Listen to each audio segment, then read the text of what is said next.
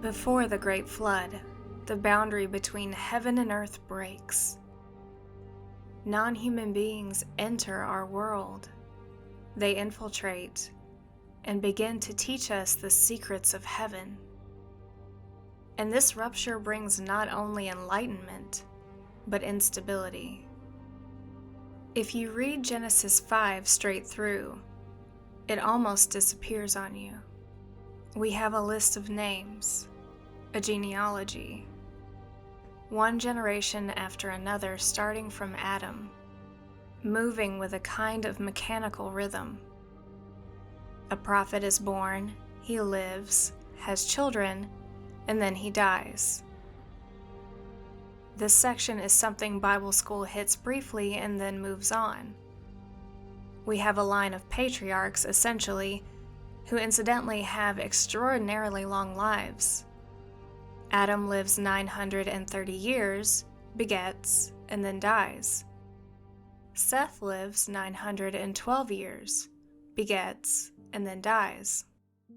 And the list goes all the way down to Jared.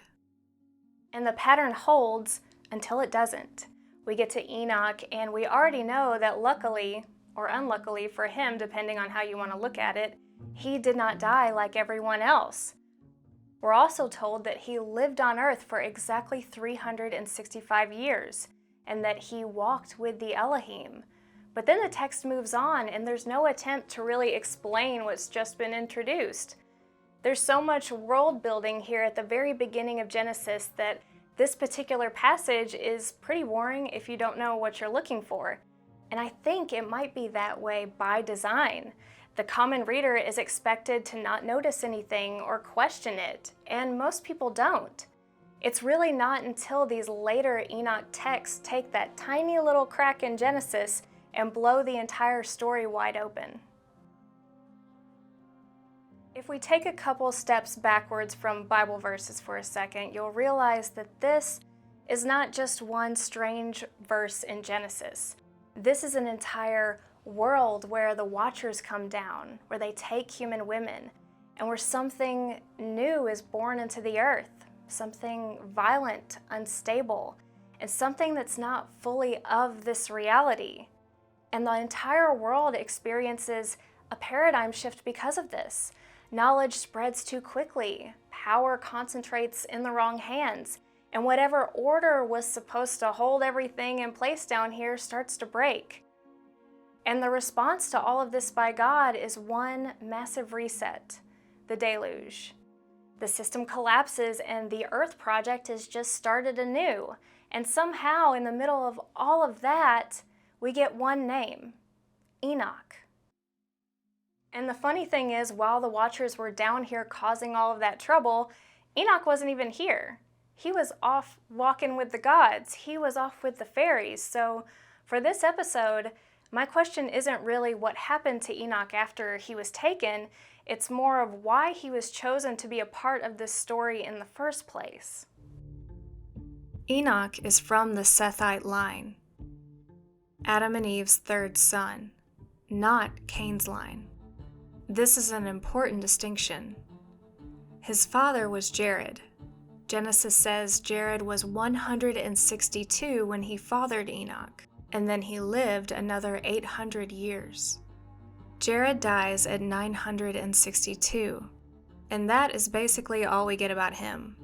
No personality, no deeds, no moral description, just genealogy. The Bible doesn't specifically say who Enoch marries, but the Book of Jubilees does. Jubilees says that Enoch marries Edna, daughter of Daniel, described as the daughter of his father's brother. So she is a close kin marriage, basically from within the same patriarchal family line. Jubilees also says Edna gave birth to Methuselah. Edna, or Edney, is so interesting in her own right, and she always gets overlooked in this story. Her father's name was Daniel, which means God's judgment, and her name actually has the same Aramaic roots as Eden, essentially meaning renewal. So Enoch marries Edna and becomes the father of Methuselah when he is 65 years old. And then the text says something really interesting. It is then only after the birth of Methuselah that Enoch walks with the gods for 300 years. That after Methuselah bit is worth underlining, because Genesis does not say that Enoch was born with this ability to walk with the gods. It is only after marrying Edna and fathering Methuselah, and that gives us a bit of narrative room here, because maybe fatherhood changed him spiritually. Maybe Methuselah's birth came with some sort of divine revelation, or maybe Enoch saw a prophecy about the future that changed him forever. But again, why him? And the number 365 alone forces the issue. 365 years. In a genealogy filled with lifespans that stretch into the hundreds and then close in death, Enoch's life is not only shorter than everyone else's, it is mystically structured. 365 years is not just a number. It's a cycle, a measurement of time, a solar pattern. And that creates tension that the text never really resolves for us. Why would a genealogical record suddenly encode a calendrical number? Why attach a human life so precisely to the structure of time itself? And why do that in the exact moment that you're denying his physical death? There's a section in 1st Enoch called the Book of Luminaries.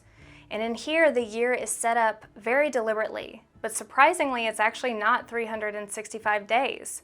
It's actually 364 days. 4 seasons split evenly, 91 days in each, 13 weeks per season. And there's no drift between years, so we don't have any leap months or anything like that.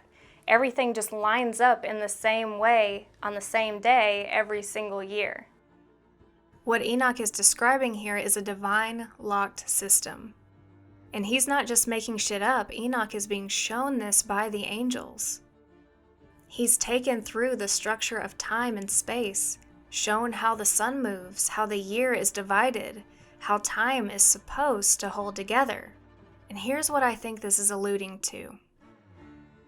I think that Enoch is being shown the real structure of time, the divine timing, if you will. This system is perfect, but the world we're in cannot hold that level of perfection. Like what we're currently living in is a version of something that doesn't quite line up with the original structure. An AI copy, if you will, of something where extra fingers and gaps on the edge give away the trick. And I think that's why the end of his life on earth is so significant. Because 365 is a cycle that we would recognize. It's the way time actually plays out here. He symbolically completes that cycle in our imperfect world, but then he's removed from it. Everyone else in this genealogical breakdown lives inside the system of time and is eventually devoured by it, but Enoch is rescued from it. So the number isn't just telling you how long he lived, it's actually marking a point where someone or something interfered on his behalf and broke his chains to this reality.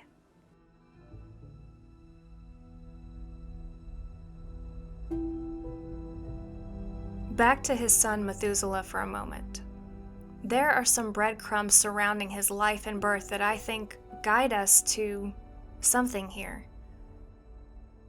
Not only was Methuselah's life extraordinarily long, but the numerical details of his birth are very specific. He's born in the 12th Jubilee, the 7th week, 6th year. He lives for 969 years, and then he dies the year of the flood. Methuselah is not just the son of a prophet. He is a clock. His birth is placed inside a precise sacred rhythm. He arrives wrapped in calendrical language as though time itself has marked him. And from that moment forward, Enoch changes. Enoch walked with the gods for 300 years. The ordinary man becomes something else, a witness, a traveler, a scribe of the unseen order. He is no longer simply living inside of time. He is moving through its hidden architecture. And his son Methuselah is staying behind as the countdown. His life stretches impossibly long, but he is carrying humanity one step at a time towards judgment. And when his years are complete, the flood comes. And whether it was the waters that drowned him or his death marked the final trumpet before cataclysm, the symbolism really is the same. The moment Methuselah dies, the old world dies with him. So the pattern becomes almost mythic. Daniel, God's judgment, produces Edna, Edenic renewal. Edenic renewal produces the child of the countdown. The child of the countdown awakens the man who can cross the veil and escape the third dimension without death. And the strange thing is, the more you look at Enoch, the more he starts to mirror the Watchers themselves. The Watchers descend from heaven into the human world. Enoch moves in the opposite direction, upward. They cross a boundary through appetite and rebellion. He crosses it through alignment. They bring knowledge down into matter and destabilize the world with it. Enoch is taken upward and shown that same hidden structure directly, almost like the story is presenting two different versions of the same act, one invasive, one permitted. And that might be the real reason Enoch matters, because he became the first human being in the tradition to successfully do what only divine beings were supposed to be capable of doing, crossing the veil consciously and surviving it. It really is almost like a do-over of Eden, but this time the man does not seize what is not his, and the woman doesn't get blamed. Knowledge is not stolen, and really no boundary is violated. Instead, renewal comes through a marriage, and judgment is set in motion through a birth. And a mortal man becomes something capable of walking beyond the veil. Enoch does not escape the world because he rejects the human condition. He really transcends it because for one moment, humanity has finally figured out how to touch paradise correctly. Enoch is the seventh from Adam. He appears at the Sabbath point of the first human line, the place of completion, sacred time, and divine rest. And to add to that, Edna herself is also seventh from Adam on the Sethian line. She and Enoch are first cousins. They both occupy the same sacred position in the family line. At the seventh generation from Adam, the masculine and feminine lines have met again. Where Adam and Eve are associated with rupture, exile, and the entrance of death, Enoch and Edna become associated with renewal, right union, and the birth of the countdown to judgment. And Enoch is not the only figure in our history to cross the veil unscathed. The ancient Mesopotamian world is full of figures like this. Some of them are disturbingly similar. Take Utnapishtim from the Epic of Gilgamesh, a pre-flood figure, a man singled out before a world-ending deluge. Someone chosen to preserve knowledge through a coming collapse while the rest of humanity is wiped away. After the flood, he doesn't simply return to ordinary life. He's moved outside the normal human condition entirely, removed from the cycle of death, set apart from the rest of mankind. That should sound familiar.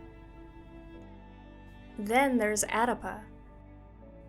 And Adapa is where things start getting really weird. Adapa is not a king. He's not a warrior. He's a wisdom figure. A human being associated with extraordinary knowledge who is summoned into the presence of heavenly powers. He moves between worlds, between humanity and the divine.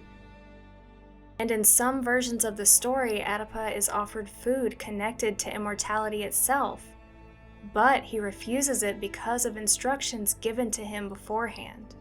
That detail matters, because Adapa becomes one of the earliest surviving examples of a theme that keeps resurfacing in mystical traditions. Humanity standing at the edge of transcendence, but unable or unwilling to fully cross over. Enoch feels like the opposite outcome. Not the man who almost reaches immortality, but the man who succeeds.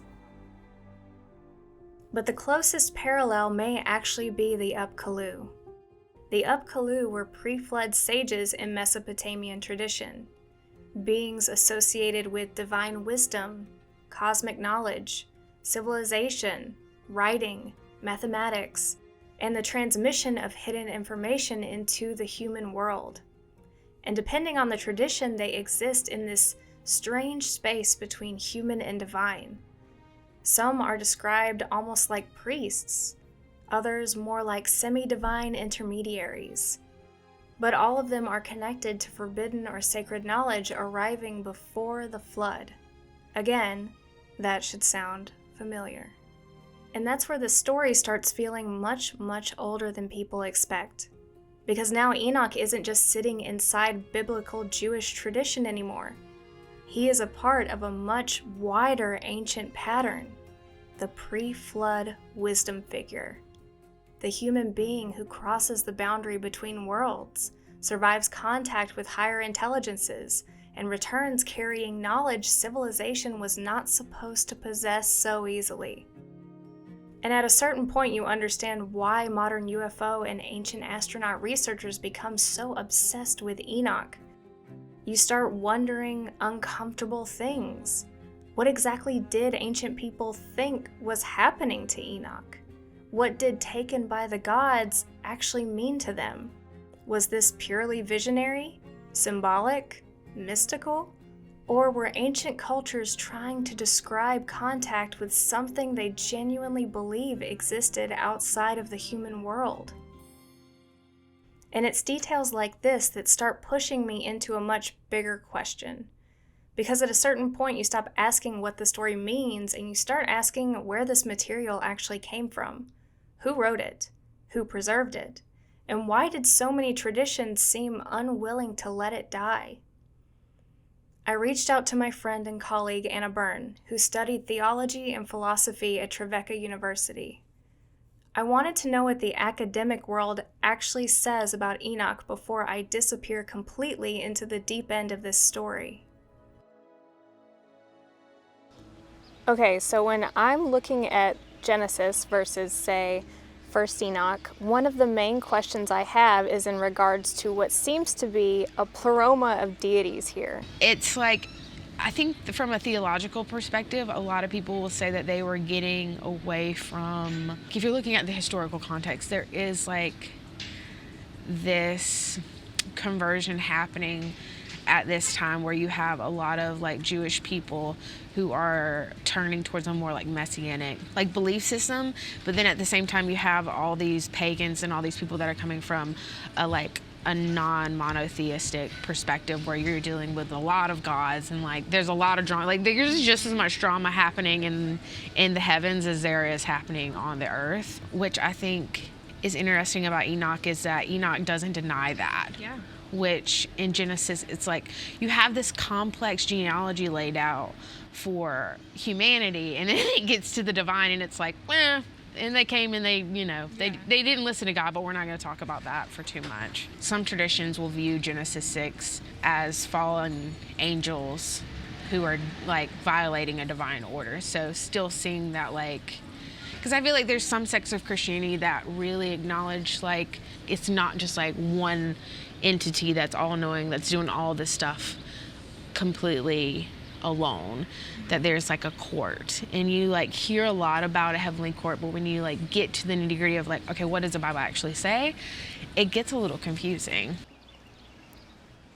When we look at just the canon for a second, Genesis 5 and 6 has some really weird stuff in there about giants and interbreeding. It's weird to us now, but I was wondering, do you think the people who lived back then had more context for what is being said there than maybe we do now?